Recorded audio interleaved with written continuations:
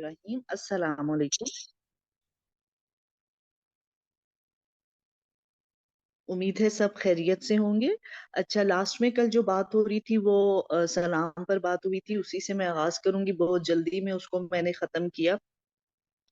अस्सलाम वालेकुम असल में एक दुआ है। हम जब किसी भी मुसलमान को सलाम करते हैं तो हम उसको दुआ दे रहे होते हैं कि आप पर सलामती हो, आप सलामती में रहें, अमन में रहें, आफियत में रहें। और जब हम कहते हैं अस्सलाम वालेकुम व रहमतुल्लाहि व बरकातुहू, तो अब मैं उसको तीन दुआएं दे रही हूँ कि आप पर सलामती भी हो, आप पर रहमतें भी नाजिल हो, आप पर बरकात भी हो। तो इसीलिए जब हम दूसरे को एक ज्यादा दुआ दे रहे हैं तो अल्लाह ताला ने हमारे लिए कोई भी काम ऐसा नहीं रखा कि फिर जिसके एवज हमें नेकियां नहीं मिलती। तो 30 नेकियां हमें मिलेंगी। और जवाब में भी हमें कहा कि ऐसे ही दो या इससे बेहतर लौटाओ।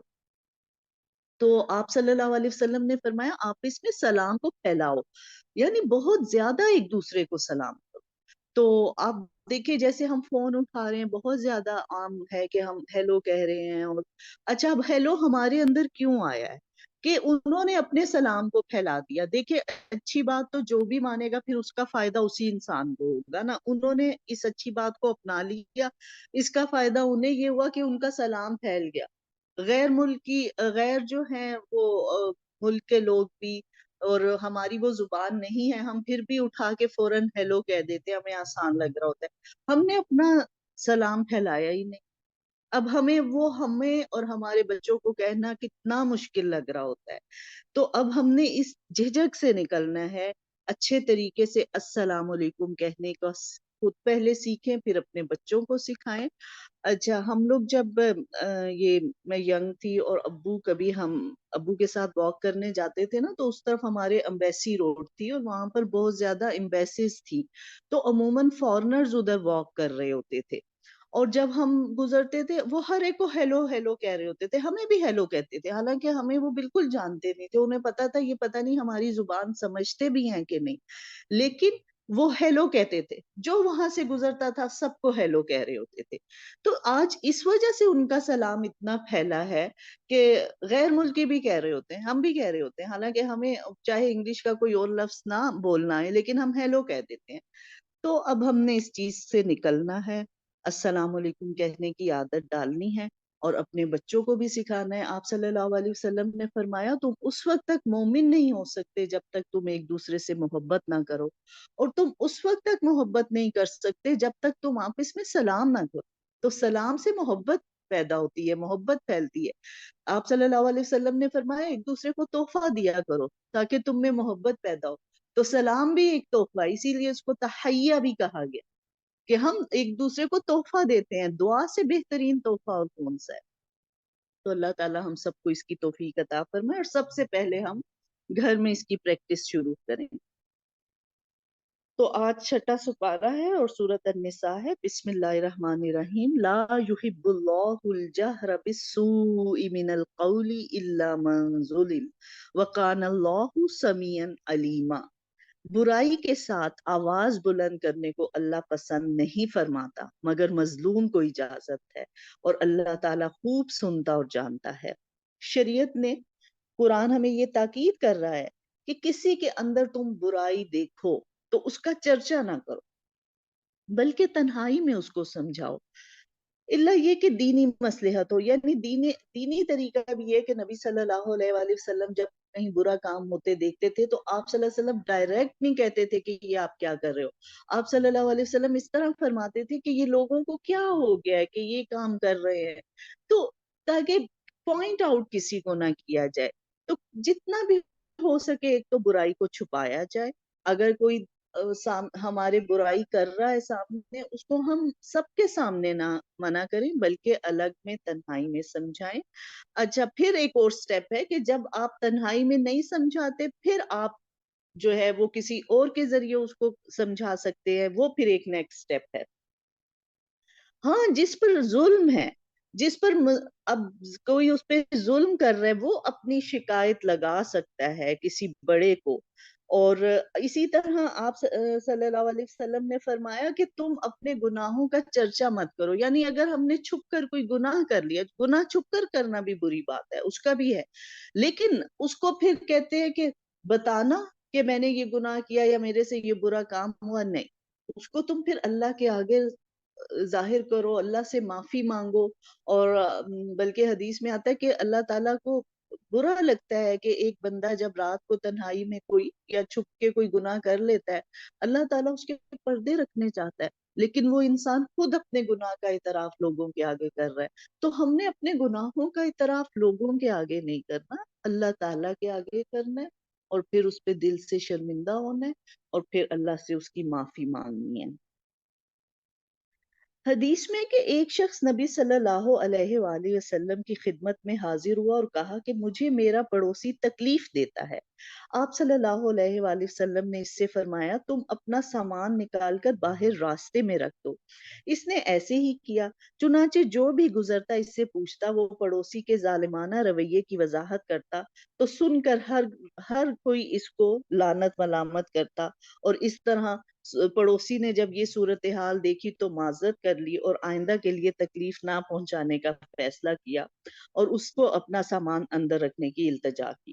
تو دیکھیں، جب نبی صلی اللہ علیہ وآلہ وسلم کے ساتھ اس بندے نے تکلیف کی شکایت کی کہ میرا جو نیبر ہے وہ مجھے تنگ کر رہا ہے، آپ صلی اللہ علیہ وسلم نے یہ نہیں فرمایا کہ اچھا تنگ کرنے دو، چلو کوئی بات نہیں، صبر کرو اس پہ، نہیں، بلکہ کیا کہا کہ اس کو ایک طریقہ بتایا کہ اس طریقے سے کرو، تمہاری اس طرح سے جو ہے وہ مسئلہ حل ہوگا، اور اس کو ایک ترکیب بتائی۔ تو ہم نے اپنے مسائل کو حل کرنا ہے، اور اس کے لیے ہم اپنے کسی بڑے سے کوئی اگر ہمیں تنگ کر رہا ہے، ہم شکایت لگا سکتے ہیں، یہ ہمارا رائٹ ہے، دین نے ہمیں یہ رائٹ دی ہے، تو ہمیں اس رائٹ کو استعمال کرنا چاہیے۔ اگر تم کسی نیکی کو اعلانیہ کرو یا پوشیدہ یا کسی برائی سے درگزر کرو، پس یقیناً اللہ تعالیٰ پوری معافی کرنے والا اور پوری قدرت والا ہے۔ آپ سے یہ اہل کتاب درخواست کرتے ہیں کہ آپ ان کے پاس کوئی آسمانی کتاب لائیں۔ حضرت موسیٰ علیہ السلام سے تو انہوں نے اس سے بھی بہت بڑی درخواست کی تھی کہ ہمیں کھلم کھلا اللہ تعالیٰ کو دکھا دے، بس ان کے اس ظلم کے باعث ان پر کڑاکے کی بجلی آ پڑی، پھر باوجود یہ کہ ان کے پاس بہت دلیلیں پہنچ چکی تھی، انہوں نے بچڑے کو اپنا معبود بنا لیا، لیکن ہم نے یہ بھی معاف فرما دیا، اور ہم نے موسیٰ کو کھلا غلبہ عطا فرمایا، اور ان کا کول لینے کے لیے ہم نے ان کے سروں پر طور پہاڑ کو کھڑا کر دیا، اور انہیں حکم دیا کہ سجدہ کرتے ہوئے دروازے میں جاؤ، اور یہ بھی فرمایا کہ ہفتے کے دن میں تجاوز نہ کرنا۔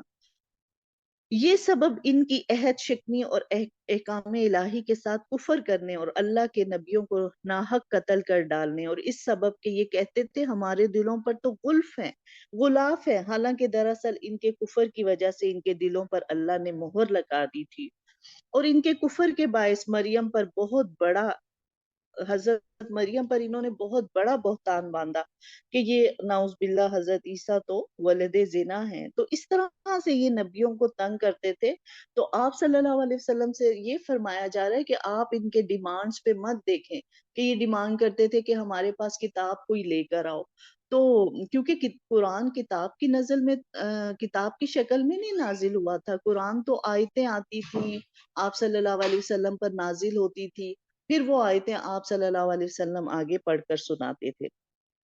تو اللہ نے فرمایا کہ حضرت موسیٰ نے تو انہوں نے اس سے بھی بڑی ڈیمانڈ کی تھی کہ ہم خود اللہ تعالیٰ کو دیکھنا چاہتے ہیں، اور پھر ان پر اللہ تعالیٰ نے بجلی گرا دی، اور پھر بہت سے ان پر عذاب اس لیے آئے تھے کہ وہ نبیوں کو ناحق قتل کرتے تھے، نبیوں کو تنگ کرتے تھے۔ وَقَوْلِهِمْ إِنَّا قَتَلْنَا الْمَسِيحَ عِيسَى ابْنَ مَرْيَمَ رَسُولَ اللَّهِ وَمَا قَتَلُوهُ وَمَا صَلَبُوهُ وَلَكِنْ شُبِّهَ لَهُمْ، اور یوں کہنے کے باعث کہ ہم نے اللہ کے رسول مسیح عیسیٰ بن مریم کو قتل کر دیا، حالانکہ نہ تو انہوں نے اس کو قتل کیا، نہ سولی پر چڑھایا، بلکہ ان کے لیے عیسیٰ کا شبیہ بنا دیا گیا تھا۔ یقین جانو کہ حضرت عیسیٰ کے بارے میں اختلاف کرنے والے ان کے بارے میں شک میں ہیں، انہیں اس کا کوئی یقین نہیں۔ تو اتنا یقینی ہے کہ انہوں نے اسے قتل نہیں کیا۔ اب یہ ہے کہ حضرت عیسیٰ علیہ السلام جب तबलीग कर रहे थे, उन पर बहुत कम लोग इस्लाम लेकर आए थे, बहुत कम ईमान लेकर आए थे, और यहूदी उनकी जान के दुश्मन हो गए थे। हजरत ईसा को यहूदियों की साजिश का पता चला तो उन्होंने अपने हवारियों, जिनकी तादाद 12 या 17 थी, जमा किया और फरमाया कि तुम में से कोई शख्स मेरी जगह कत्ल होने के लिए तैयार रहे, ताकि अल्लाह की तरफ से इसकी शक्लो सूरत मेरी जैसी बना दी जाए। एक नौजवान उनके लिए तैयार हो गया। चुनाचे हजरत ईसा अलैहिस्सलाम को वहां से आसमान पर उठा लिया गया। बाद में यहूदी आए और उन्होंने इस नौजवान को ले जाकर सूली पर चढ़ा दिया, जिसे हजरत ईसा अलैहिस्सलाम का हम शक्ल बना दिया गया था। यहूदी यही समझते रहे कि हमने ईसा अलैहिस्सलाम को सूली दी है, हालांकि ईसा अलैहिस्सलाम उस वक्त मौजूद ही ना थे। तो यहूदियों का क्या अकीदा है कि ईसा अलैहिस्सलाम को सूली पर चढ़ा दिया गया है, और वो उसमें शक में है, उन्हें यकीन नहीं है। ईसाई क्या कहते हैं कि अल्लाह ताला ने अपने बेटे की कुर्बानी की है और उसकी जगह अब हमारे गुनाहों को माफ कर दिया गया। यानी इन दोनों के ये इख्तलाफ है, और यहूदियों ने हजरत ईसा को, ईसाइयों ने हजरत ईसा को अल्लाह का बेटा मानना शुरू कर दिया। तो अब अल्लाह ताला जो है ये हमें हकीकत बता रहे हैं कि असल में उन्होंने उन्हें कत्ल नहीं किया था, बल्कि अल्लाह ताला ने उन्हें अपनी तरफ उठा लिया, और अल्लाह जबरदस्त और हिकमतों वाला है। तो अल्लाह ताला अब उसकी हकीकत हमें बता रहे हैं कि नहीं, हजरत ईसा अलैहिस्सलाम सूली पर नहीं चढ़ाए गए थे, बल्कि अल्लाह ने जिंदा उन्हें अपनी तरफ उठा लिया गया था। और आगे अल्लाह ताला फरमा रहे हैं, अहले किताब में एक भी ऐसा ना बचेगा जो हजरत ईसा अलैहिस्सलाम की मौत से पहले उन पर ईमान ना ला चुके, और क्यामत के दिन आप इन पर गवाह होंगे। तो यहाँ पर आता है, हदीस में आता है कि हजरत ईसा जो है वो दमिश्क में मनारा शर्किया के पास उस वक्त उतरेंगे जब फजर की नमाज के लिए कामत हो रही होगी। आप खंजीर को कत्ल करेंगे, सलीब तोड़ देंगे, जिजिया माफ कर देंगे, इनके दौर में सब मुसलमान हो जाएंगे। दज्जाल का कत्ल भी आपके हाथों से होगा, और याजूज माजूज का ज़हूर फसाद भी आपकी मौजूदगी में होगा। बिलाखिर आपकी बद्दुआ से वो खत्म कर दिए जाएंगे। तो ये अब कुरान ने जो हमें अकीदा दिया हजरत ईसा के मुतालिक, वो ये है कि हजरत ईसा अलैहिस्सलाम को जिंदा उठा लिया गया, और क़यामत से पहले हजरत ईसा अलैहिस्सलाम आएंगे और वो ये अपने काम करेंगे, और फिर उनके जमाने में सब लोग मुसलमान हो जाएंगे। अहले किताब जहां भी लफ्ज आ रहा है कुरान पाक में, उससे मुराद है यहूदी और ईसाई, ज्यूज एंड क्रिश्चियन। तो जब ये दोनों के दोनों उन पर ईमान ले आएंगे, जैसे अभी क्या ईमान अगर हजरत ईसा पर ला रहे ईसाई, तो वो तो ये ईमान है ना कि वो अल्लाह के बेटे हैं। और कुछ लोग कहते हैं, उनमें भी दो फिरके हैं, एक तो उन्हें अल्लाह का बेटा मान रहे हैं, एक उनके वो एक कहते हैं वो खुद ही खुदा है। तो दोनों ही गलत हैं। और यहूदी समझ रहे हैं कि वो तो कत्ल कर दिए कि हमने उनको सूली। तो ये दोनों के अकीदे क़यामत से पहले अल्लाह ताला फरमा रहे हैं दुरुस्त होंगे, और सब उन पर ईमान लाएंगे। और फिर आगे यहूदियों की बहुत सी बनी इसराइल की ऐसी बातें हैं कि जो बताई गई हैं कि जिनसे उन्हें रोकने का हुक्म मिला था, लेकिन वो उसको करते थे। लेकिन फिर आगे क्या कहा जा रहा है, एक तो सूद से उनको मना किया था, फिर कुछ चीजें उन पर हलाल थी, लेकिन उनकी बहुत ज्यादा जो उन्होंने अपने नबियों को तंग किया, उसकी वजह से उन हलाल चीजों को उन पर हराम कर दिया गया। आखिर में अल्लाह ताला फरमा रहे हैं, लेकिन इनमें से जो कामिल और मजबूत इल्म वाले हैं, वो इस पर ईमान लाते हैं जो आप पर उतारा गया और जो आपसे पहला उतारा गया, और नमाजों को कायम रखने वाले और ज़कात अदा करने वाले हैं, और अल्लाह पर और क़यामत के दिन पर ईमान रखने वाले ये हैं जिन्हें हम बहुत बड़ा अजर अता फरमाएंगे। तो अल्लाह ताला अब उनकी तारीफ करे कि इनमें से भी कुछ नेक लोग हैं, जैसे हजरत अब्दुल्ला बिन सलाम, बहुत बड़े आलिम थे, यहूदी थे, लेकिन जब उन्होंने पहचान लिया हजरत मोहम्मद सल्लल्लाहु अलैहि वसल्लम को, तो वो ईमान ले आए। तो ये है कि इससे हमें ये इखलाक सीखने को मिल रहा है कि ठीक है, अगर किसी इंसान में कोई हम बुराइयां भी देख रहे हैं कि वो बहुत गलत काम कर रहे हैं, लेकिन अगर उसमें अच्छी बात है कोई, तो फिर उसको भी माना जाए। ये इखलाक हमें सिखाया जा रहा है कि ये नहीं कि एक इंसान को हम बिल्कुल ही रद्द कर दें कि नहीं, ये तो बिल्कुल ही अच्छा बंदा नहीं, ऐसे नहीं है। बल्कि हर इंसान में अल्लाह ने कुछ अच्छाई रखी है, तो उसको मानना चाहिए। या अय्युहन नासु कद जाअकुम रसूलुम बिल हक्कि मिर रब्बिकुम फआमिनु खैरुल लकुम। وَإِن تَكْفُرُوا فَإِنَّ لِلَّهِ مَا فِي السَّمَاوَاتِ وَالْأَرْضِ وَكَانَ اللَّهُ عَلِيمًا حَكِيمًا۔ اے لوگو، تمہارے پاس تمہارے رب کی طرف سے حق لے کر رسول آ گیا ہے، بس تم ایمان لے آؤ تاکہ تمہارے لیے بہتری ہو، اور اگر تم کافر ہو گئے تو اللہ ہی کی ہے جو کچھ ہے زمینوں اور آسمان میں، اور اللہ دانا اور حکمت والا ہے۔ دیکھو، اگر تم ایمان لے آؤ گے، اللہ سب لوگوں کو یہ فرما رہے ہیں کہ اے لوگو، تو جس سے پتہ چلا کہ قرآن کا جو پیغام ہے وہ تو سب کے لیے ہے نا۔ تو سب انسانوں کو اللہ تعالیٰ فرما رہے ہیں کہ اے لوگو، تمہاری طرف سے یہ حق آ گیا، اب اگر تم اس پر ایمان لے آؤ گے تمہارے لیے بہتری ہے، اور اگر تم نہیں لاؤ گے تو اللہ کا تم کچھ نہیں بگاڑ سکتے۔ جیسے حدیث قدسی میں اللہ تعالیٰ فرماتا ہے، اے میرے بندو، اگر تمہارے اول اور آخر تمام انسان اور جن اس میں ایک آدمی کے دل کی طرح ہو جائے تو جو تم میں سب سے زیادہ متقی ہے، تو میری بادشاہی میں کوئی اضافہ نہیں ہوگا، اور اگر تم تمام انسانوں کے دل اس آدمی کی طرح ہو جائے جو تم میں سب سے بڑا نافرمان ہے، تو بھی میری بادشاہی میں کوئی کمی نہیں آئے گی۔ اے میرے بندو، اگر تم سب ایک میدان میں جمع ہو جاؤ اور مجھ سے سوال کرو، اور میں ہر انسان کو اس کے سوال کے مطابق عطا کروں، تو اس سے میرے خزانے میں اتنی ہی کمی ہوگی جتنی سوئی کے سمندر میں ڈبو کر نکالنے سے سمندر کے پانی میں ہوگی۔ تو وہ کتنی کمی ہوگی؟ تو اللہ بہت ہی بلند ہے، اللہ تعالیٰ کے خزانے بہت ہی زیادہ ہیں، اللہ کی قدرت بہت زیادہ ہے۔ ہمیں جو اللہ نے احکام دیے ہیں وہ ہماری بہتری کے لیے دیے ہیں۔ اس میں اللہ، ہم نہیں بھی مانے، ہم سب مل کر اللہ کے نافرمان ہو جائیں، دنیا کا ایک انسان بھی اگر اللہ کو نہیں مانتا تو اللہ کی بادشاہی میں کوئی کمی نہیں آئے گی۔ یا اہل الکتاب لا تغلوا فی دینکم ولا تقولوا علی اللہ الا الحق انما المسیح عیسی ابن مریم رسول اللہ وکلمتہ۔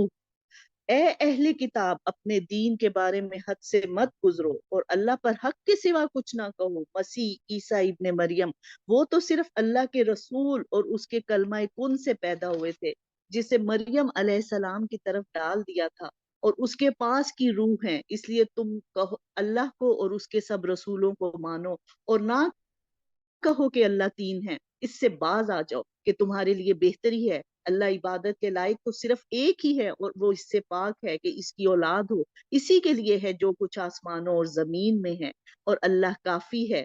اور مسیح علیہ السلام کو تو اللہ کا بندہ ہونے میں کوئی عار نہیں، نہ وہ تکبر کرتے تھے، نہ مقرب فرشتوں کو ہے۔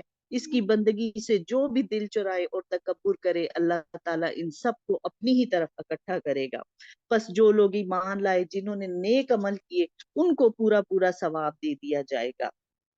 پس جو لوگ اللہ تعالیٰ پر ایمان لائیں، اسے مضبوط پکڑ لیں، تو انقریب اپنی رحمت سے اپنے فضل میں داخل کرے گا۔ اب یہ اہل کتاب کو کہا جا رہا ہے، تو اہل کتاب کون ہے؟ یہودی اور عیسائی۔ تو اہل کتاب کو کون یہ باتیں بتائے گا؟ میں نے جو آج کا سپارہ پڑھا ہے، تقریباً 6 یا 7 جگہ پر آ رہا ہے، قل یا اہل الکتابی، کہہ دیجئے اے اہل کتاب۔ کون کہے گا انہیں؟ ہمیں کہا جا رہا ہے۔ ہر وہ شخص جو قرآن کو پڑھتا ہے، یہ اس کی ڈیوٹی ہے کہ وہ ان تک یہ پیغام پہنچائے۔ اب دیکھیں، اللہ تعالیٰ تو یہ ان کو بتا رہے ہیں، ہمیں تو اللہ نے بتا دیا کہ عیسیٰ علیہ السلام تو اللہ کے بندے ہیں، اور وہ کلمہ کن سے پیدا ہوئے تھے۔ عیسیٰ علیہ السلام خود کہہ رہے ہیں کہ میں اللہ کا بندہ ہوں۔ یہاں پر تو یا اہل الکتابی، اہل کتاب کو بتایا جا رہا ہے، ان کے عقیدے کو درست کیا جا رہا ہے کہ عیسیٰ علیہ السلام صرف اللہ کے رسول اور اس کے بندے تھے، اور ان کو تو اللہ کی عبادت کرنے میں کوئی عار نہیں تھا، تم نے کیسے ان کو خدا بنا لیا؟ تو یہ بہت ہی آج وہی بات ہے کہ جب اتنا عرصہ ہو گیا قرآن پاک پڑھا، اور ہر وقت جب آپ قرآن کو پڑھتے ہیں آپ اس میں کچھ اور سیکھتے ہیں، نئی بات سیکھتے ہیں، اور میں بار بار جب پڑھ رہی ہوں کل یا اہل الکتابی، کل یا اہل الکتابی، اللہ ہمیں کہہ رہے ہیں کہ ان اہل کتاب کو یہ باتیں بتا دو، اور ہم اتنے سکون میں بیٹھے ہیں، ہمیں خود ہی نہیں پتا کہ قرآن ہم سے کیا کہہ رہا ہے۔ بہت ہی دکھ کی بات ہے، بہت ہی لمحہ فکری ہے۔ ہمارا تو یہ فرض، اللہ نے جو بھی اب اس قرآن کو پڑھ رہا ہے وہ آگے یہ پیغام پہنچائے گا۔ نبی صلی اللہ علیہ وسلم پر تو یہ نازل ہو رہا تھا۔ اب جب علامہ اقبال کہتے تھے کہ میرے والد مجھے کہتے تھے اس طرح سے قرآن پڑھو جیسے تم پر نازل ہے. تو ہمیں کہا جا رہا ہے کہ ان اہل کتاب کو یہ بتا دو. اور مجھے وہ مولانا اسحاق کا میں بہت اچھا ان کا خطاب سن رہی تھی. انہوں نے کہا کہ سب سے پہلے ہمیں اس قرآن کو، اس کے پیغام کو دنیا کو بتانا ہے، لوگوں کو پہنچانا ہے. جب ایک دفعہ آپ قرآن کا پیغام پہنچا دو اور پھر ہر حجت تمام ہو جائے، پھر نہ مانے، پھر تم جہاد کرو. ہم پہلے ہی اگر جہاد کر رہے ہیں، پہلے ہی ہم نے اس کو مار دیا، قیامت کے دن تو وہ ہم پر کلیم کرے گا. وہ یہ کہے گا کہ اس نے مجھے قرآن پڑھ کر نہیں سنایا تھا، اس نے مجھے قتل کر دیا، اس نے مجھے مار دیا. وہ تو شکایت کریں گے اللہ سے کہ ہم تک تو قرآن آیا ہی نہیں، ہمیں تو کسی نے بتایا ہی نہیں. اور یہ کس کی ڈیوٹی ہے؟ ظاہر ہے ہماری ڈیوٹی ہے. ہم قرآن کو پڑھ رہے، وہ تو نہیں پڑھیں گے. ہم نے اس کو پڑھنا ہے اور پھر پھیلانے کی کوشش کرتی ہے. اس کی تعلیمات کو خود پڑھیں، پھر اپنے گھر والوں کو بتائیں، پھر جہاں جہاں جا رہے ہیں اس کا ذکر کریں، تب یہ باتیں پھیلتی. تو یہ سورۃ النساء یہاں پر ختم ہو رہی ہے. آگے سورۃ المائدہ ہے. بسم اللہ الرحمن الرحیم. سورۃ المائدہ میں بہت زیادہ حرام اور حلال کے بارے میں بتایا گیا ہے، جو انشاءاللہ ہم اپنی تفسیر کی کلاس میں پڑھیں گے ڈیٹیل سے. اور جب اللہ تعالیٰ سارے احکامات بتا رہے ہیں کہ کیا چیز تم پر حرام کی گئی ہے، کیا چیز حلال کی گئی ہے، اس کے بعد یہ آیت آتی ہے الیوم یئس الذین کفروا من دینکم فلا تخشوہم واخشونی الیوم اکملت لکم دینکم واتممت علیکم نعمتی ورضیت لکم الاسلام دینا.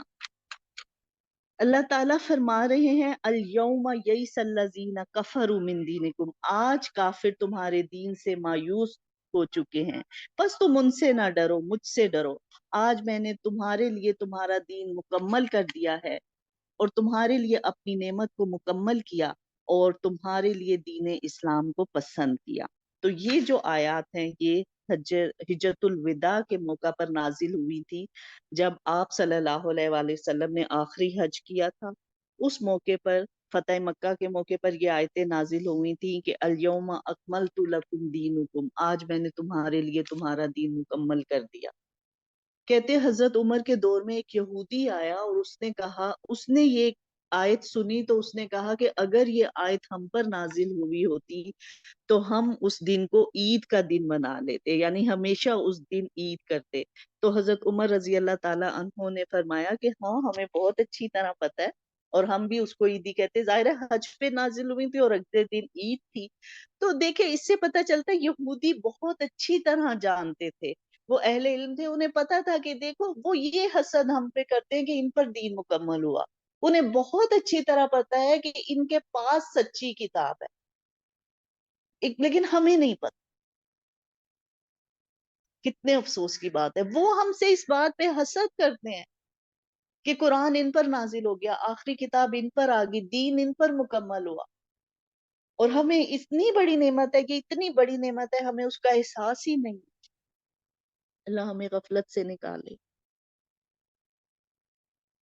کل پاکیزہ چیزیں آج تمہارے لیے حلال کی گئیں اور اہل کتاب کا ذبیحہ تمہارے لیے حلال ہے اور تمہارا ذبیحہ ان کے لیے حلال ہے. یعنی کہ اہل کتاب کے ساتھ ہم کھانا کھا سکتے ہیں، اور ہاں اگر وہ اپنے دین پر قائم ہیں. اور پاک دامن مسلمان عورتیں جو لوگ تم سے پہلے کتاب دیے گئے، ان کی پاک دامن عورتیں بھی تمہارے لیے حلال ہیں. یعنی اہل کتاب عورت سے نکاح کیا جا سکتا ہے.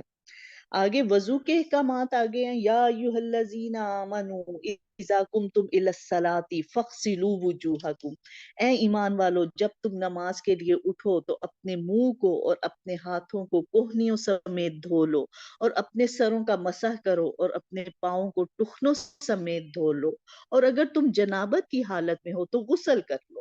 ہاں اگر تم بیمار ہو یا سفر کی حالت میں ہو یا تم میں سے کوئی حاجت ضروری سے فارغ ہو کر آیا ہو یا تم عورتوں سے ملے ہو اور تمہیں پانی نہ ملے تو تم پاک مٹی سے تیمم کر لو. इसे अपने चेहरे और हाथों पर मल लो। अल्लाह ताला तुम पर किसी किस्म की तंगी नहीं डालना चाहता, बल्कि इसका इरादा तुम्हें पाक करने का है और तुम्हें अपनी भरपूर नेमत देने का, ताकि तुम शुक्र अदा करो।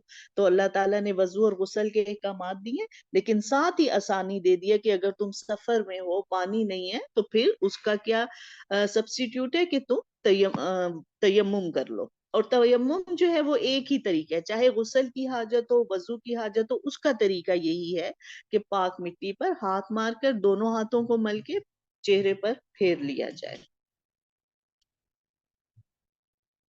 ए ईमान वालो, तुम अल्लाह की खातिर हक पर कायम हो जाओ और इंसाफ के साथ गवाही देने वाले बन जाओ। किसी कौम की अदावत तुम्हें खिलाफ अदल बात करने पर आमादा ना करे।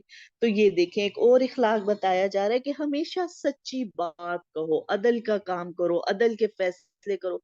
किसी कौम की, किसी इंसान की दुश्मनी, उसका हसद ये ना हो कि तुम्हें इस बात पर आमादा कर दे कि यहाँ मैं झूठ बोल लूं।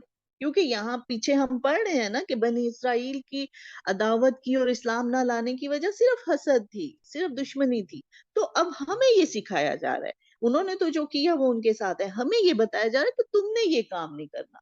कि अगर कोई, ठीक है, बाजुकात होते हैं कुछ क्लैशेस हमें किसी इंसान से होते हैं, लेकिन वो क्लैश हमें इस बात पर ना आमादा करे कि अच्छा अब हम इसके खिलाफ ही गवाही देंगे, जब बोलेंगे इसके खिलाफ ही बोलेंगे। नहीं, ऐसे नहीं होना चाहिए, बल्कि उसकी अच्छी बात को हमें मानना चाहिए और इंसाफ का साथ देना चाहिए।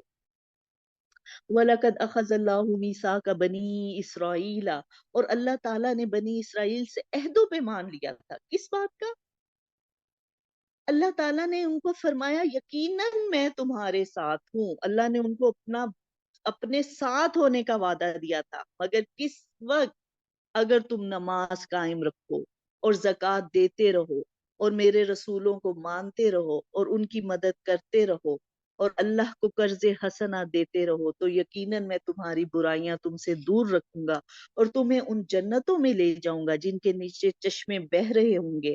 अब इस अहदो पैमान के बाद भी तुम में से जो इनकार हो जाए वो यकीनन सीधे रास्ते से भटक गया। तो देखें, यहाँ मैं देख रही थी कि वही बातें जो अल्लाह ताला ने कुरान में मुसलमानों से कही, यही हमें भी कहा जा रहा है कि व अकीमुस्सलाता व आतुज़ ज़काता, नमाज कायम करो, ज़कात देते रहो, बस फिर मैं तुम्हारे साथ हूँ, फिर तुम ही गालिब होगे।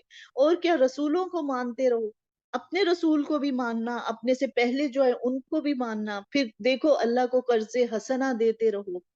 उसका क्या, फिर अल्लाह ताला ने फरमाया जब ये सब बातें तुम करोगे, उसका इनाम क्या होगा?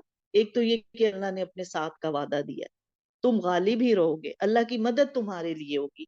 दूसरा क्या होगा कि फिर अल्लाह तुम्हारी बुराइयां तुमसे दूर करेगा। इस रास्ते में, इस सफर में तुमसे जो गुनाह हो जाएंगे, जो छोटी मोटी बुराइयां हो जाएंगी, अल्लाह उनको माफ फरमाएगा। और फिर क्या होगा? तुम्हें जन्नतों में ले जाएगा जिनके नीचे नहरें बह रही होंगी। यही अल्लाह ने बनी इसराइल से वादे किए थे, यही हमसे वादे किए थे। इससे फिर वही बात सामने आ रही है कि अल्लाह ताला ने तमाम इंसानों के लिए दीन इस्लाम को ही पसंद किया था और हर नबी वही तालीमात लेकर आए थे जो हजरत मोहम्मद सल्लल्लाहु अलैहि वसल्लम अपने कौम के लिए लाए थे, वो ही दूसरे नबी भी अपने कौम के लिए ले आए थे। या अहलल किताबी कद जाअकुम रसूलुना युबय्यिनु लकुम कसीरम मिम्मा कुंतुम तुख्फूना मिनल किताबी व याफू अन कसीर कद जाअकुम मिनल्लाहि नूरुम व किताबुम मुबीन। ए अहले किताब, यकीनन तुम्हारे पास हमारा रसूल आ चुका है जो तुम्हारे सामने अल्लाह की किताब की बहुत सी ऐसी बातें जाहिर कर रहा है जिन्हें तुम छुपा रहे थे, और बहुत सी बातों से दरगुजर करता है। तुम्हारे पास अल्लाह ताला की तरफ से नूर और वाज़ेह किताब आ चुकी है। यकीनन वो लोग काफिर हो गए जिन्होंने कहा कि अल्लाह ही मसीह इब्ने मरियम है। आप इनसे कह दीजिए कि अगर अल्लाह ताला मसीह इब्ने मरियम और इसकी वालदा और रूए जमीन के सब लोगों को हलाक कर देना चाहे, तो कौन है जो अल्लाह ताला पर कुछ भी इख्तियार रखे? आसमानों और जमीन और दोनों के दरमियान का कुल मुल्क अल्लाह ही का है। वो जो चाहता है पैदा करता है और अल्लाह ताला हर चीज पर कादिर है। यहूदो नसारा कहते हैं हम अल्लाह के बेटे हैं और उसके दोस्त हैं। आप कह दीजिए फिर तुम्हारे गुनाहों के बायस अल्लाह तुम्हें क्यों सजा देता है? नहीं, बल्कि तुम भी उसकी मखलूक हो। اور وہ جسے چاہتا ہے بخشتا ہے، جسے چاہتا ہے عذاب دیتا ہے۔ تو یہودیوں کا تو یہ ماننا ہے نا کہ ہم وہ دیکھیں اپنے دین کو وہ تبلیغ بھی نہیں کرتے، اس کو پریچ نہیں کرتے، اس لیے کہ ان کا یہ ماننا ہے کہ کیونکہ ہم نبیوں کی اولاد میں سے ہیں اور یہ تو دین صرف ہمارا اس پر حق ہے۔ تو اسی لیے یہودی دنیا میں بہت کم ہے، لیکن بہت ہی بااثر ہے، اس لیے کہ ان کی جو انہوں نے اپنے آپ کو اتنا جوائن کیا ہوا ہے، اتنا انہوں نے اپنے آپ کو آرگنائز کیا ہے، تو وہ تھوڑے ہو کر بھی سب دنیا پر حکومت کر رہے ہیں۔ اور جو کرسچنز ہیں وہ کہتے ہیں کہ ہم تو کیونکہ حضرت عیسیٰ اللہ کے بیٹے تھے اور خدا نے اپنے رسول اپنے بیٹے کی قربانی دی ہے، وہ ہمارے گناہوں کو معاف کرتے۔ اللہ کہہ رہے دیکھو، اگر ان سے کہو، ان سے پوچھو کہ اگر تم اللہ کے بیٹے ہو اور اس کے دوست ہو تو پھر تم پر عذاب کیوں آتے ہیں؟ اے اہل کتاب، بالیقین ہمارا رسول تمہارے پاس رسولوں کی آمد کے ایک وقفے کے بعد آ پہنچا ہے، جو تمہارے لیے صاف صاف بیان کر رہا ہے، تاکہ تمہاری یہ بات نہ رہ جائے کہ ہمارے پاس تو کوئی بھلائی یا برائی سنانے والا آیا ہی نہیں تھا۔ بس اب تو یقیناً خوشخبری سنانے والا اور آگاہ کرنے والا آ پہنچا۔ دیکھیں اللہ تعالیٰ تو اپنی حجت تمام کر رہے ہیں کہ یہ جو پیغام ہے، یہ جو پڑھے گا یہ ان تک پہنچائے گا، تاکہ کل کو ان کے پاس یہ بہانہ نہ ہو کہ ہمیں تو کوئی یہ صحیح بات بتانے والا آیا ہی نہیں۔ تو اس کتاب کو پڑھنے کی بہت زیادہ ہمیں بھی ضرورت ہے، اور پھر آگے اس کے پیغام کو پہچاننے کی اور اس کو پہنچانے کی وہ بھی اللہ تعالیٰ نے ہم سب پر ذمہ داری ڈالی ہے۔ اس کے بعد بہت سے بنی اسرائیل کی ایسی باتوں کا ذکر آ رہا ہے جس میں انہوں نے اپنے رسول کی نافرمانی کی اور کہا کہ نبی نے کہا کہ تم اس شہر میں داخل ہو جاؤ، انہوں نے کہا ہم تو ہرگز داخل نہیں ہوں گے، وہاں تو ایک اتنی جابر قوم ہے اور تمہارا رب جا کے لڑو۔ تو ساری ان کی یہ باتیں بتائی گئی ہیں۔ اس کے بعد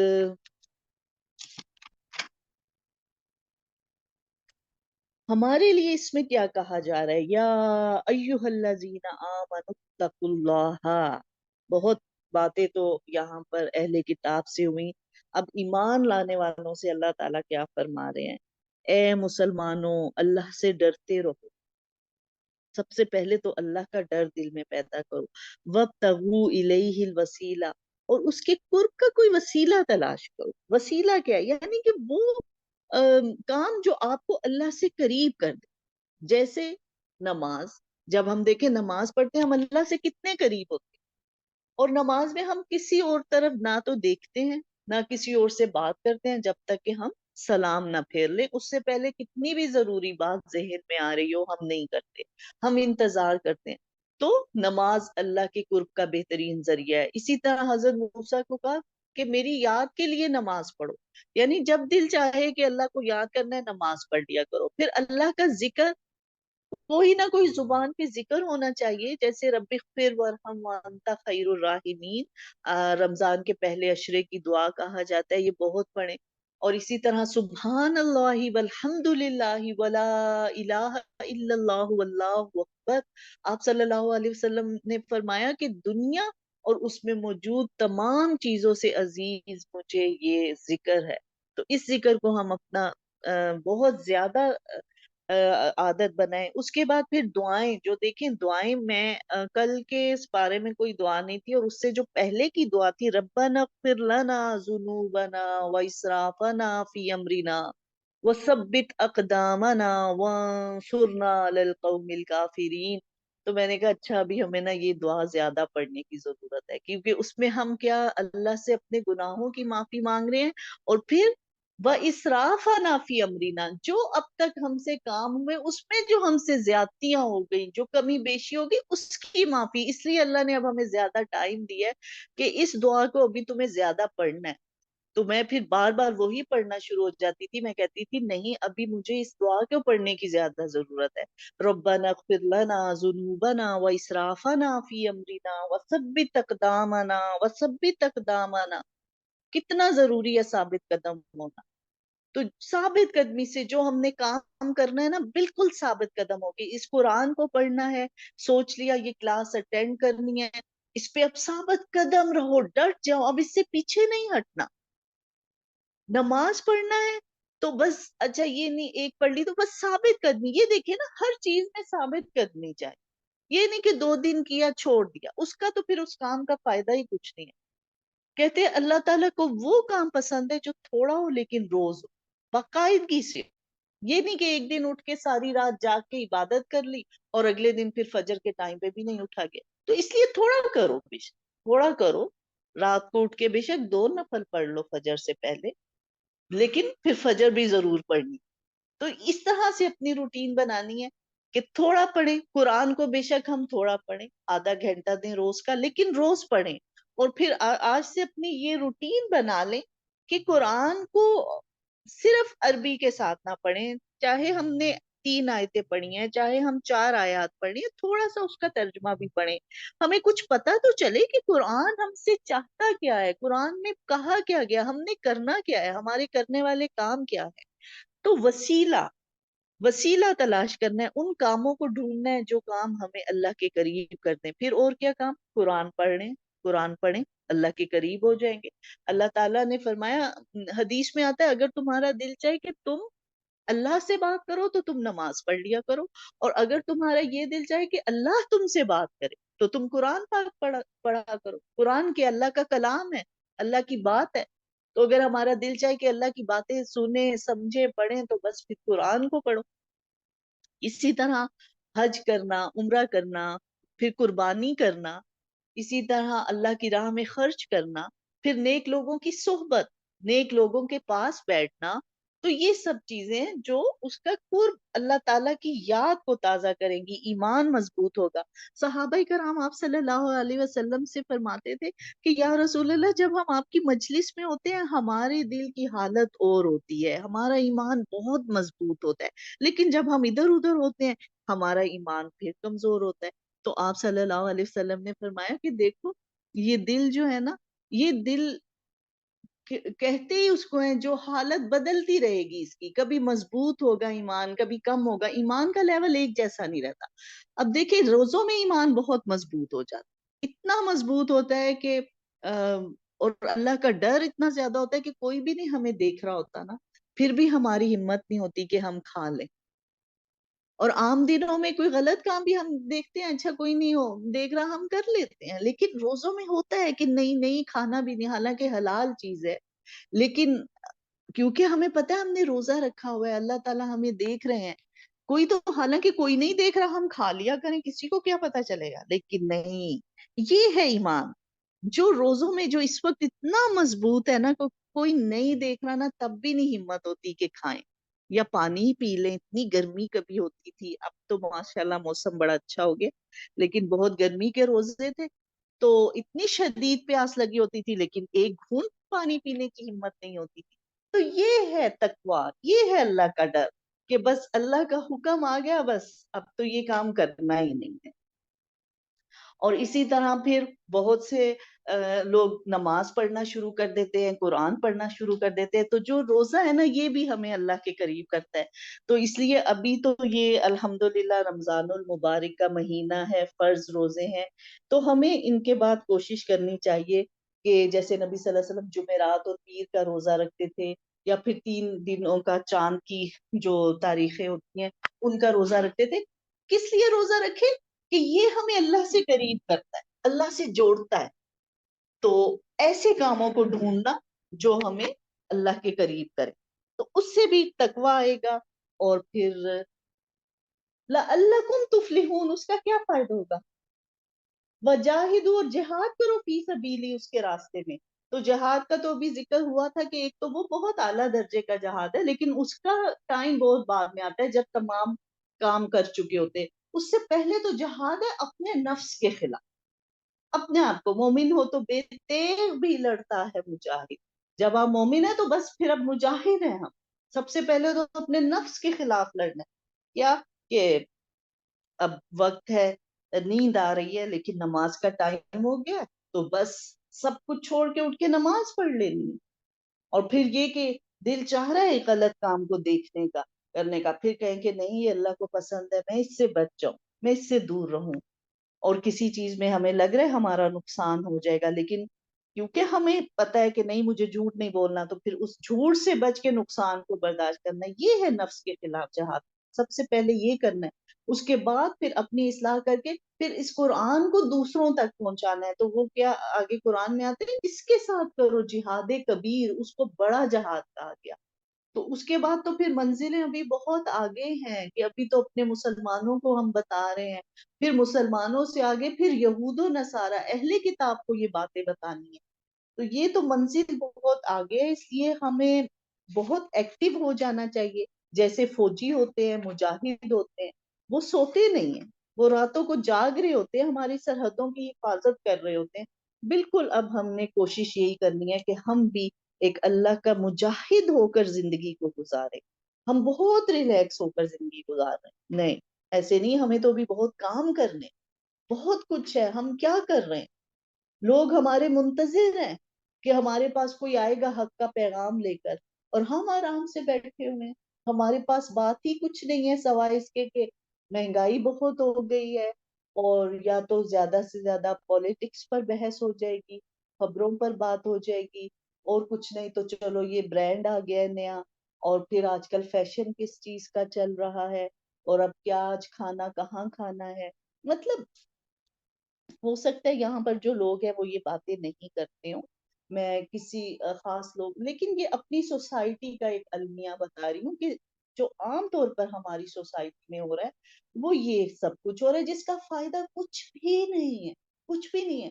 اللہ نے نہ کھانے سے منع کیا نہ پہننے سے. اچھا کھاؤ اچھا پہنو، کسی نے منع نہیں کیا، لیکن اب اس پر بیٹھ کر باتیں کرتے رہے 2 2 گھنٹے کہ اچھا نہیں یہ تو اب میں اس برانڈ کا میں نے لیا، میں نے اس کا لینا، اب دیکھا اس کا یہ آ گیا، اور پھر وہاں کھانا کھائیں وہاں کا بہت اچھا ہے. وہ 2 2 گھنٹے میں کہتی ہوں میں جاب کرتی تھی، اور اس قدر میرا دل وہاں پر، روزے بھی وہاں آ جاتے تھے. اب کام اتنا تھوڑا ہوتا تھا، وہ ہم فارغ ہو جاتے تھے، اس کے بعد 2 گھنٹے فری، جا ہی نہیں سکتے آپ.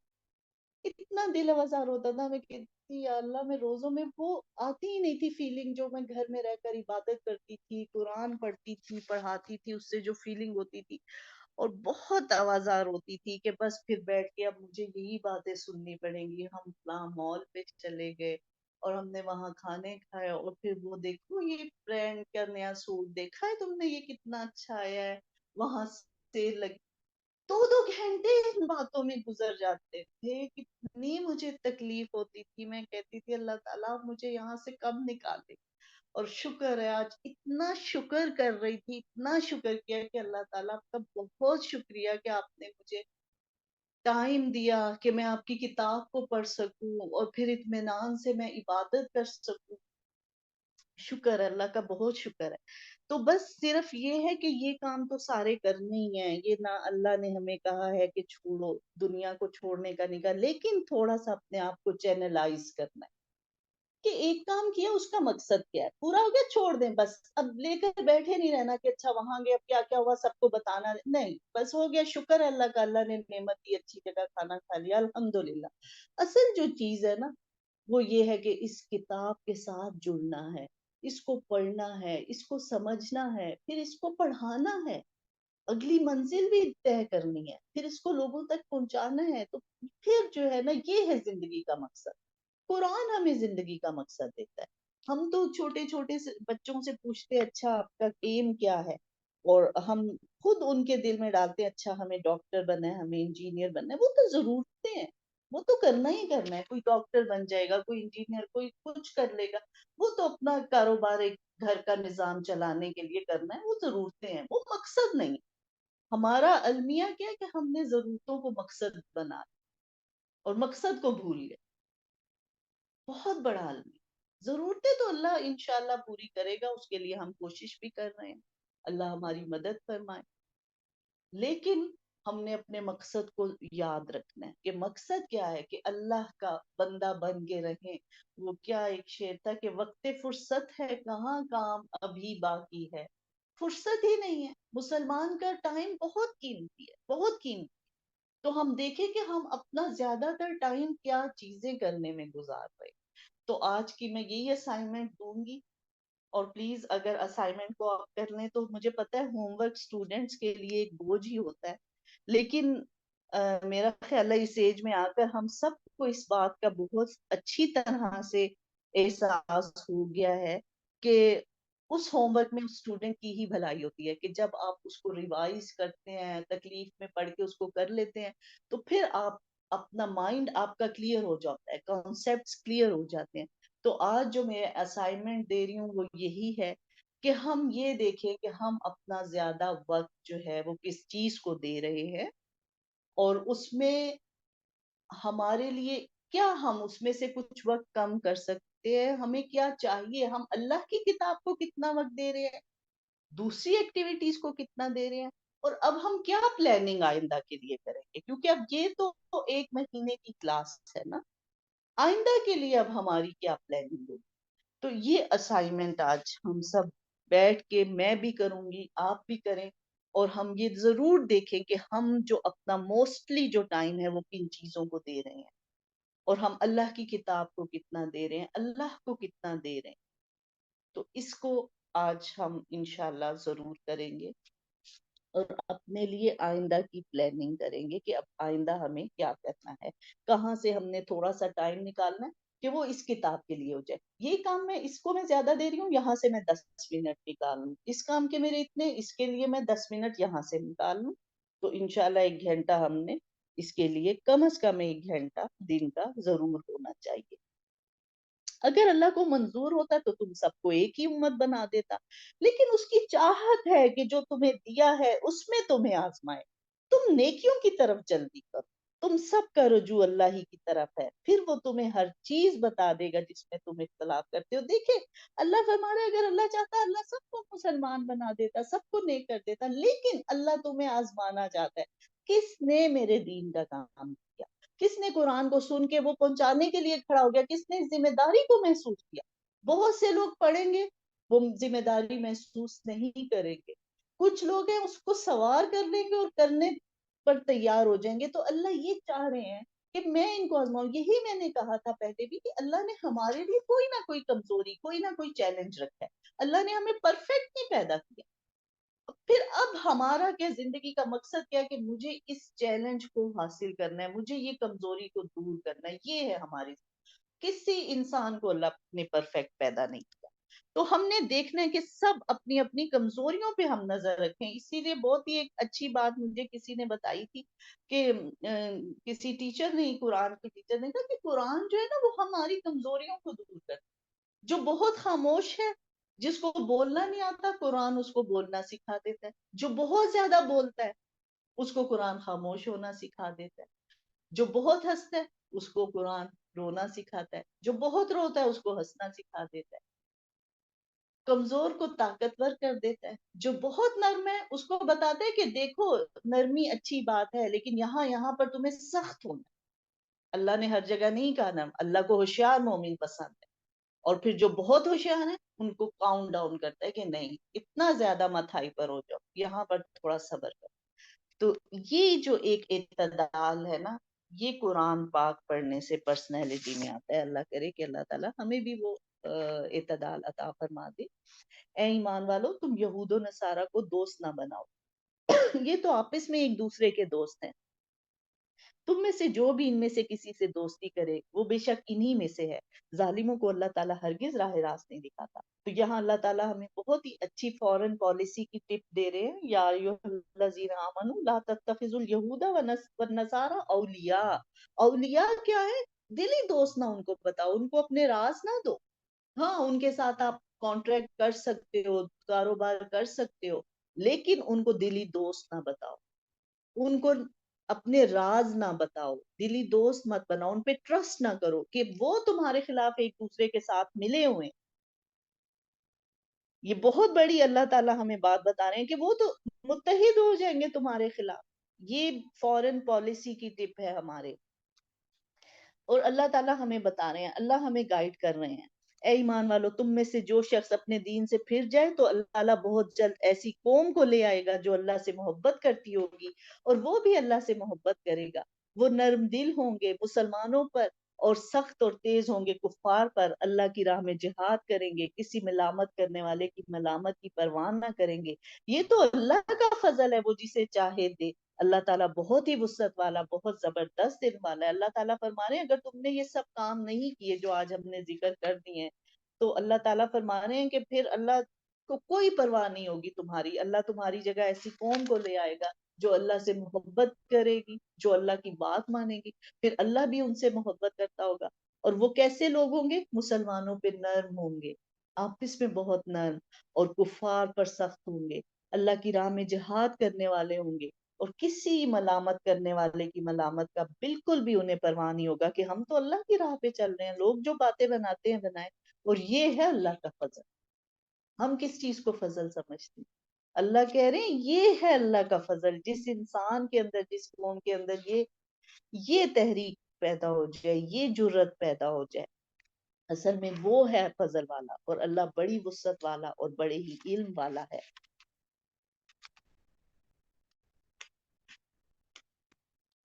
اور پھر بہت سی اہل کتاب کے ساتھ اور بھی باتیں آئی ہیں، اور آخر میں پھر ایک دفعہ کہا جا رہا ہے مسیح ابن مریم اللہ کے پیغمبر ہونے کے علاوہ اور کچھ بھی نہیں تھے۔ مل مسیح ابن مریم اللہ رسول، یہی ہم نے آئے کل نبی صلی اللہ علیہ وسلم کے متعلق پڑھی تھی، ماں محمد اللہ رسول، محمد تو صرف اللہ کے رسول ہیں۔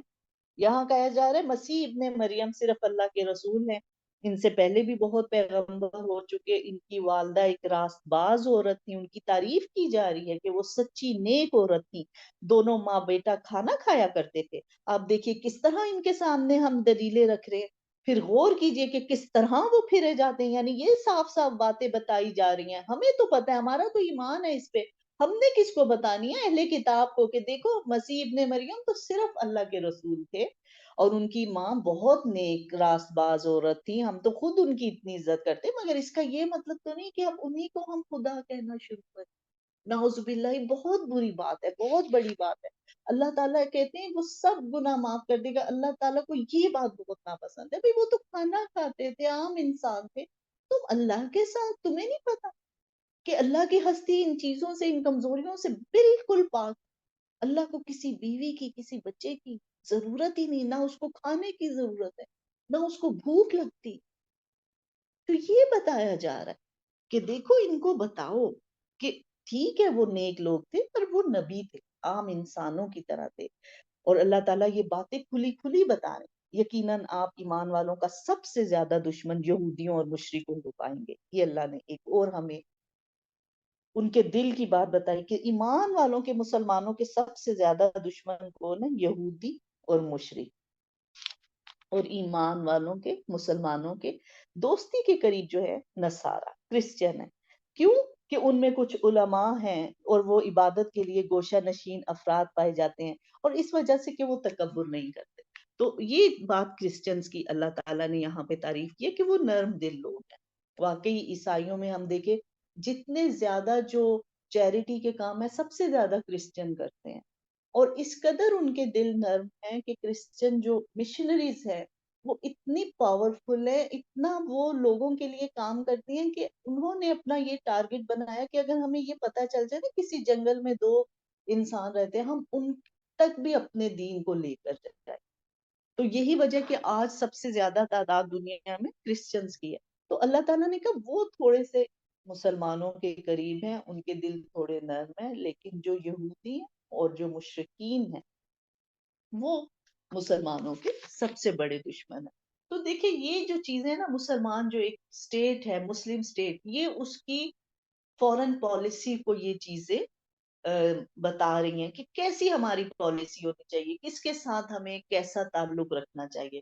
لیکن وہی بات ہے، اب ہم تو کتابیں بند کر کے پالیسیاں بھی بنا رہے ہیں، سب کچھ کر رہے ہیں، تو اسی وجہ سے آج پھر ہم ناکام ہیں، اور انشاءاللہ کامیاب ہوں گے۔ جس دن اس کتاب کو اٹھایا، علامہ اقبال کیا فرماتے ہیں، وہ زمانے میں معزز تھے مسلمان ہو کر، اور تم رسوا ہوئے تارک قرآن ہو کر، یعنی کہ تم نے قرآن کو چھوڑ دیا تو تم رسوا ہو گئے، اور یہی لوگ تھے، وہ مسلمان تھے اور معزز تھے۔ تو جس دن اس قرآن کو ہاتھ میں اٹھا لیں گے، اس کتاب کے ساتھ سنسیئر ہو جائیں گے، انشاءاللہ اللہ تعالی ہمیں کامیابی دے دے گا۔ وآخر الدعوانا ان الحمد للہ رب العالمین. دعا کر لیتے ہیں. سبحان اللہ وبحمدہ سبحان اللہ العظیم. اللہم صلی علی محمد وعلی آل محمد کما صلیت علی ابراہیم وعلی آل ابراہیم انک حمید مجید. اللہم بارک علی محمد وعلی آل محمد کما بارکت علی ابراہیم وعلی آل ابراہیم انک حمید مجید. ربنا آتنا فی الدنیا حسنة وفی الآخرة حسنة وقنا عذاب النار. ربنا اغفر لنا ذنوبنا وإسرافنا في أمرنا وثبت أقدامنا وانصرنا على القوم الكافرین. یا اللہ ہم نے جو سپارہ پڑھا، جو سنا، جو سمجھا، آپ اس کو قبول فرما لیں. اس میں اگر کوئی غلطی ہو گئی ہو اسے معاف فرما دیں. اس کی صحیح سمجھ ہمیں ڈال دے. یا اللہ ہمیں نیکیوں کی طرف بلانے والا، برائی سے روکنے والا بنا دے. یا اللہ ہمیں اس قرآن کے ساتھ جوڑ دے. ہم اس کے پیغام کو اچھی طرح سمجھ جائیں، ہم اس پر عمل کرنے والے بن جائیں، اور ہم دوسروں کو پہنچانے والے بن جائیں. اللہ تعالیٰ آپ ہم سے اپنے دین کا بہترین کام لے. اللہ تعالیٰ آپ ہم سب کو بعمل مسلمان بنا دیں. ہمارے اولاد کو، ہمارے ازواج کو، ہماری آنے والی نسلوں کو اپنے ہدایت کے لیے خالص کر لے. یا اللہ ہمیں معاف فرما دے. جو وقت ہم نے ضائع کر دیا، جو زندگی ہم سے ضائع ہو گئی خواہ مخواہ کی باتوں میں، فضول کاموں میں، اللہ تعالیٰ آپ ہمیں معاف فرما کے ہماری اصلاح کر دیں. اب ہم آپ کے رستے پہ چلنا چاہتے ہیں، آپ کی کتاب کو لے کر چلنا چاہتے ہیں. اللہ تعالیٰ آپ ہم سب کو بعمل مسلمان بنا دیں. رب ارحمہما کما ربیانی صغیرا، رب ارحمہما کما ربیانی صغیرا. یا اللہ ہمارے والدین پہ رحم فرما. یا اللہ ان کے درجات بلند فرما. یا اللہ ان کے درجات بلند فرما. یا اللہ ہم سب کو اپنے والدین کے لیے صدقہ جاریہ بنا دے، اور ہماری اولاد کو ہمارے لیے صدقہ جاریہ بنا دے.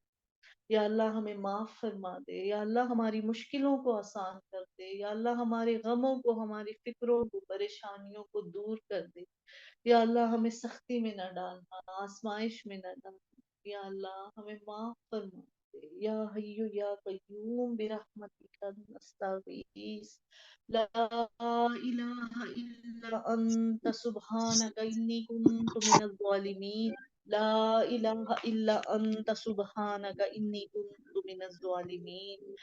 یا حی یا قیوم برحمتک نستغیث. ربنا تقبل منا انك انت السميع العليم وتب علينا انك انت التواب الرحيم. اللهم صل